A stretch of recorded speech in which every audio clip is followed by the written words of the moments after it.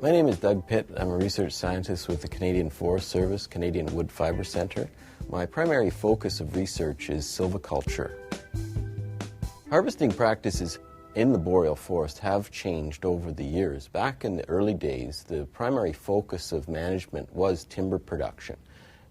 More and more over the last several decades, we've become concerned with other objectives for forest management, social objectives, such as recreation, aesthetics, and in some cases spiritual values, as well as environmental objectives, maintaining wildlife habitat and food sources, water conservation, and so on. The most common type of harvesting in the boreal forest is clear cutting. It's important to understand, though, why we use clear cutting in the boreal forest. One of the primary goals of our silviculture is to emulate natural disturbances, and in the boreal forest, factors like wind, fire, insects, and disease play a very important role in forest renewal. These all function to create openings in the forest that allow sunlight to reach the forest floor. Species such as jack pine, black spruce, aspen have all evolved requiring more or less full sunlight to regenerate and grow properly.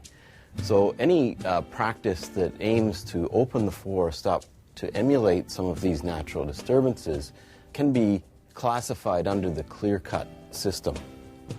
So what we've seen is a move from fairly large clear cuts with relatively geometric shapes to clear cuts that include a lot more residual structure in them to provide wildlife habitat and contribute to diversity. We see this residual structure being left dispersed evenly throughout cutovers, as well as grouped into islands of intact pieces of forest that are left to maintain diversity and provide wildlife habitat. You have to understand that our boreal forest consists of stands that are relatively even age. That means that the trees in the stand are all the same age. They are like this because they're what we call shade intolerant. So the ecological benefit of a clear cut is to create the environment required to regenerate and grow an even age stand. And pre-settlement, our boreal forest existed as a patchwork mosaic of these even-aged, relatively pure stands of spruce, jack pine, or aspen. While we strive to emulate natural disturbances with our silviculture, that emulation isn't always perfect. The road systems, for example, that we use to access our harvest areas have no natural analog. Fires, for example, are much less discriminating than we are. So there are some differences that we strive to mitigate through some of our silvicultural techniques and management. When a forest is managed sustainably, only the growth of the forest is harvested essentially. It's like a bank account where we have capital and interest.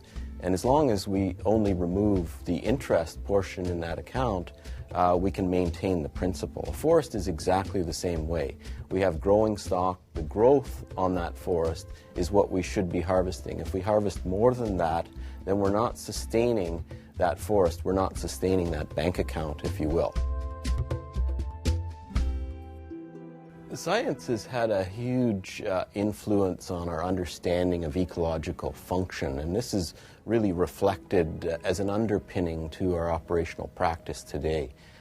We've seen a lot of science contributing to our understanding of partial harvesting practices, mixed wood management, vegetation management, pest and fire management, and all of these contribute to our ability to manage our boreal forests sustainably and to maintain our social license to practice on public lands, which represent more than 90% of the lands that we operate on in the boreal forest in Canada.